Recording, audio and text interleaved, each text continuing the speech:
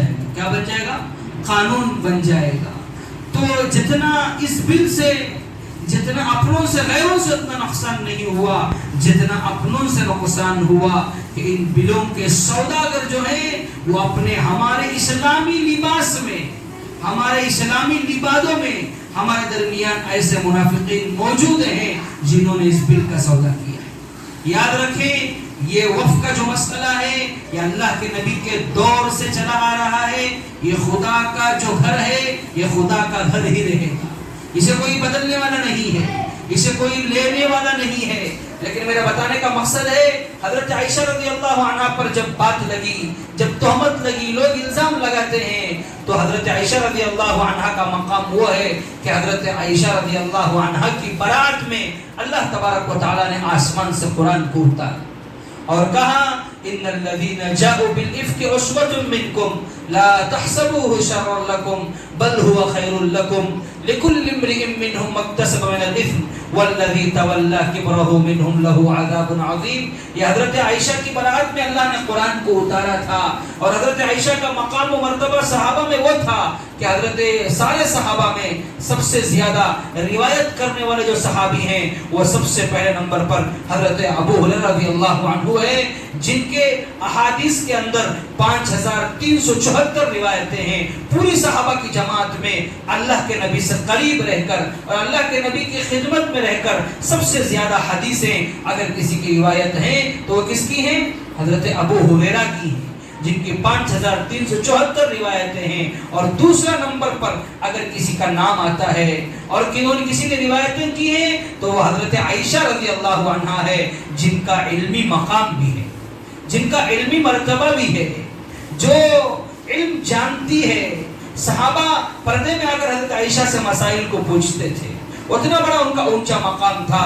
ایک مرتبہ ان کا واقعہ میں بتا رہا تھا کہ مسلمان عورتیں آج اپنی زبانوں سے نکال رہی ہیں کہ اسلام نے ہمیں قید کر لیا ہے, اسلام نے ہمیں جکڑ لیا ہے, اسلام نے ہمیں باندھ دیا ہے, اسلام ہمیں عید منانے کا موقع نہیں دیتا, اسلام ہمیں آزادی کا موقع نہیں دیتا.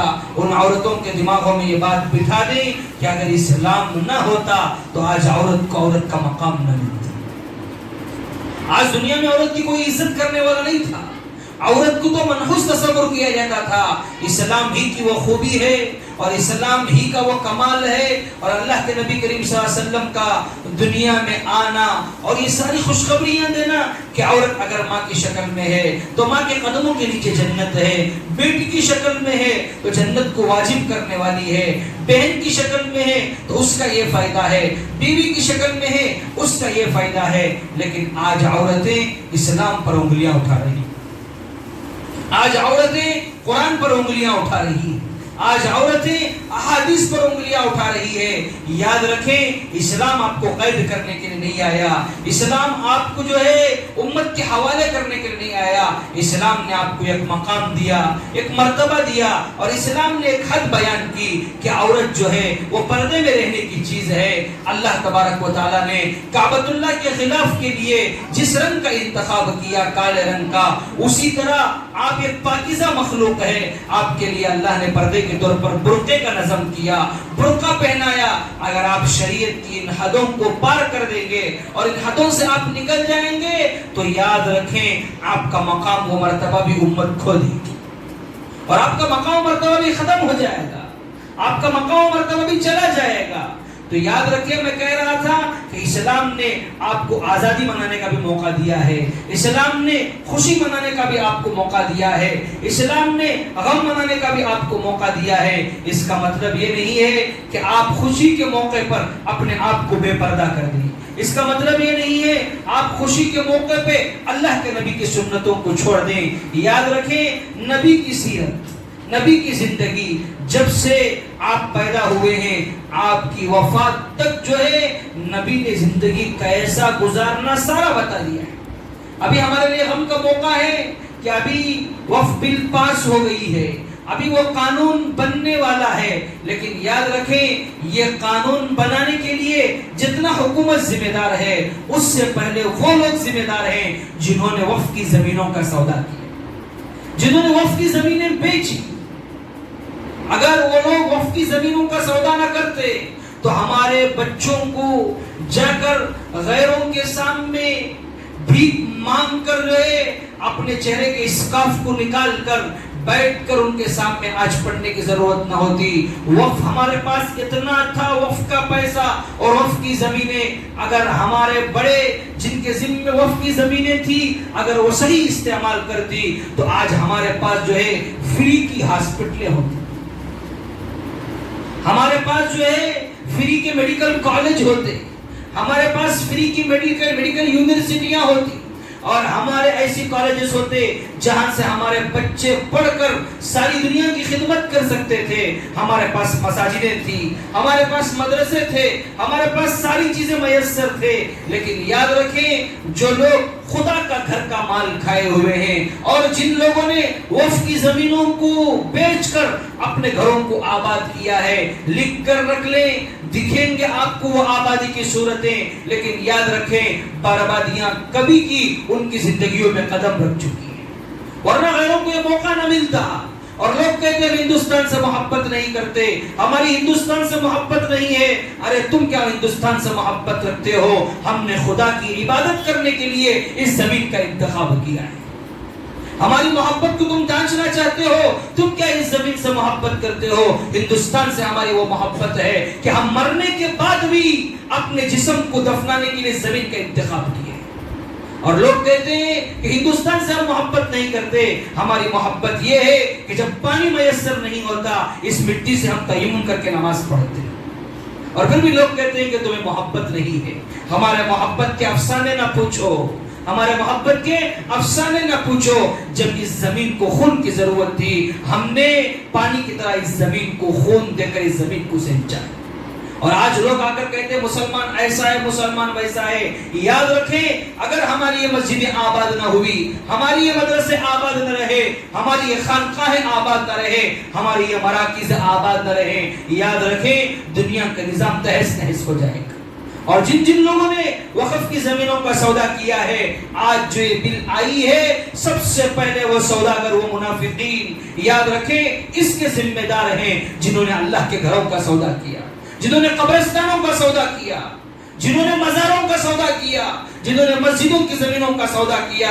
اور وہ سودا کر اس بات کی خوشی میں ہے کہ چند پیسوں کے لیے، یاد رکھیں آپ نے پیسے نہیں لیے ہیں، آپ نے مال نہیں لیا ہے، یاد رکھیں آپ نے اسلام کا سودا کیا ہے، آپ نے قرآن کا سودا کیا ہے، آپ نے حدیث کا سودا کیا ہے، آپ نے امت مسلمہ کے ان بچوں کا جنہوں نے تعلیم حاصل نہیں کی اور جن کے پاس پیسہ نہیں ہے اور وہ تعلیم حاصل کرنے سے دور ہیں. یاد رکھیں آپ کے یہ چند پیسے، آپ کی یہ تھوڑی سی قیمت جسے آپ نے بیچ کر اپنے گھروں کو آباد کیا، یاد رکھو جو خدا کے گھر کو خالی کرے گا اور خدا کے گھر کا 1 روپیہ لے گا اس کی زندگی کبھی آباد نہیں ہوگی. ظاہر سی بات ہے آپ نے وہ زمینوں کو بیچ کر اپنے لیے بڑے بڑے بنگلے بنائے، اپنے لیے بڑی بڑی سواریاں خریدی ہوں گی، لیکن یاد رکھو ظلم کا گڑھا جتنا بھرتا جائے گا، جتنا بھرتا جائے گا، کبھی ظلم کے گڑھے میں یاد رکھو اجالا نہیں آئے گا، وہ گڑھے اندھیرا ہی کا ہوگا.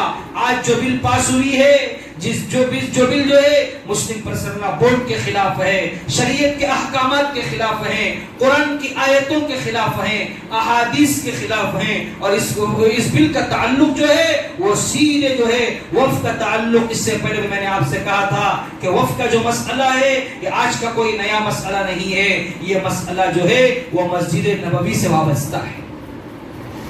اور یہ مسئلہ جو ہے وہ مسجد حرام کعبۃ اللہ سے وابستہ ہے، جہاں آپ دیکھے ہوں گے اس سے پہلے میں نے آپ سے کہا تھا کہ بہت سارے لوگ قرآن لے کر آتے ہیں اور قرآن لا کر اس کے اوپر لکھتے ہیں وقف للہ تعالی، وقف للہ تعالی، یہ قرآن اللہ تعالیٰ کے لیے وقف ہے، اور مسجد میں رکھ دیتے ہیں.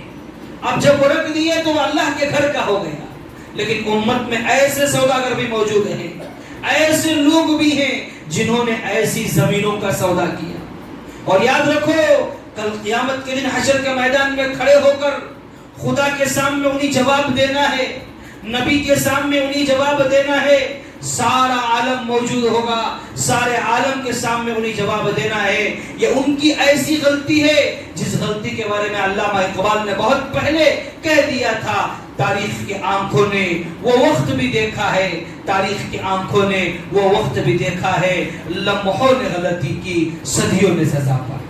ان کی وہ لمحوں کی غلطیاں تھی، تھوڑا پیسہ تھا، تھوڑی مالداری تھی، تھوڑا عروج تھا، اپنے لیے تھوڑی آرائش تھی، لیکن آج امت نے وقت دیکھ لیا کہ ان کی تھوڑی سی لاپرواہی کی وجہ سے، ان کی تھوڑی سی جو ہے یہ لاپرواہی کا نتیجہ آج یہ ہے کہ آج امت نے اپنا سارا کچھ کھو کے بیٹھے، آج امت نے اپنا سارا کچھ کھو لیا۔